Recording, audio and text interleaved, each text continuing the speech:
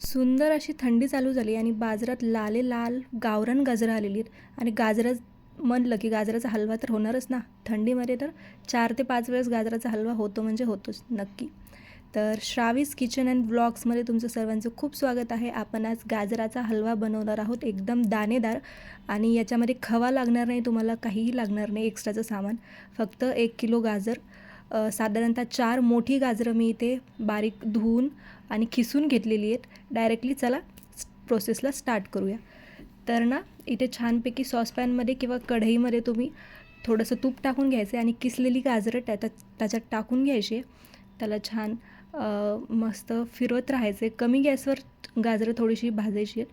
दुसऱ्या गॅसवर मी इकडे दूध गरम करायला ठेवलेलं आहे. मी ऑलरेडी दूध छान उकळवलेलं आहे, बट मी ती फ्रीजमध्ये ठेवलं होतं, त्यामुळे थोडंसं थंड आहे ते. त्याला आपण गरम करून घेऊया. तर ना गाजरं खाली चिटकू शकतात, त्यामुळे त्याला ना हलवत राहा सतत.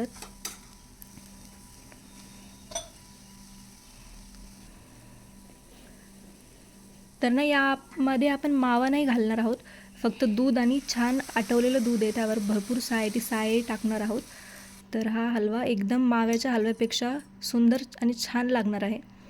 आणि दूध घट्ट असल्यामुळे माव्याची गरजसुद्धा नाही आहे. तर ना आता हे छान ह्या किसामध्ये ना हे दूध छान आटून द्यायचं आहे. आणि ना तुम्ही असं थोडंसं त्याला दाबून घ्या मस्त, म्हणजे त्यामुळे गाजर थोडंसं मॅश होत राहील, छान शिजत राहील. तर या गाजरामध्ये हे दूध आपल्याला छान हळूवार आटत घालायचं आहे.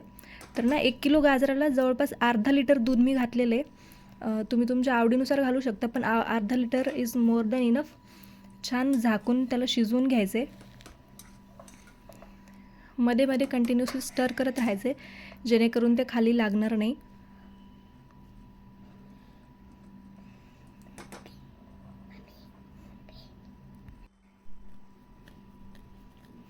इकडे मी बारीक छान बदाम कट करून घेतलेले. तुम्ही बाकीचे ड्रायफ्रूट्सही घालू शकता, पण मला हलव्यामध्ये फक्त बदामच आवडतात. आणि हा छोटासा मिनी हॉल आहे, ज्याच्यामध्ये मी ना छान असे बाउल्स घेतलेले होते. आणि ही प्लेट तुम्ही बघितली असेल बऱ्याच माझ्या व्हिडिओमध्ये. तर इकडे साईडला ना एक असं छान इंडियन क्राफ्टचं एक्झिबिशन लागलं होतं, तिथून मी जाऊन घेऊन आली आहे. खूप सुंदर बाउल्स आणि पॉट्स, कुकवेअर्स तिथे अवेलेबल होते, कप्स होते, मग्स होते. तर त्यातले मला हे मी घेऊन आले.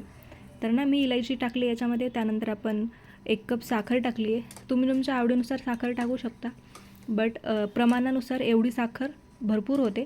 आणि साखर टाकल्याच्यानंतर लागलीच त्याला थोडंसं पाणी सुटायला लागतं. तर असं नाही समजायचं की ते पतलं झालं किंवा ते पातळ. तर पाणी हळूहळू 10 मिनटाच्या नंतर ते आटून जाईल. बघा, हे पाणी सर्व आटून गेलेले, साखरेचा पाक आणि दूधही छान आटलेले. तर आपला हलवा ऑलमोस्ट तयार आहे. तर ना त्याला आपण शेवटी तडका देऊया, तो म्हणजे तुपाचा. तर तडका पॅनमध्ये मी ते तूप घेतले, त्यामध्ये बदाम टाकलेले आहेत सर्व, आणि त्याला छान तळून घेऊया. आणि वरी छान हलव्याच्या वर ते तडका टाकून घेऊया.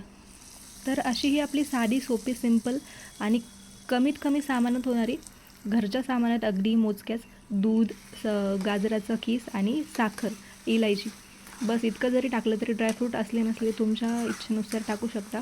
आपला हलवा रेडी आहे. रेसिपी कशी वाटली कमेंटमध्ये कळवा. छानपैकी सर्व करून घेऊया याला. गरमागरम हलवा तुम्हाला कसा आवडतो? मला तर गरमच खायला आवडतो. बऱ्याच जणांना फ्रीजमध्ये ठेवून खायला आवडतो हलवा.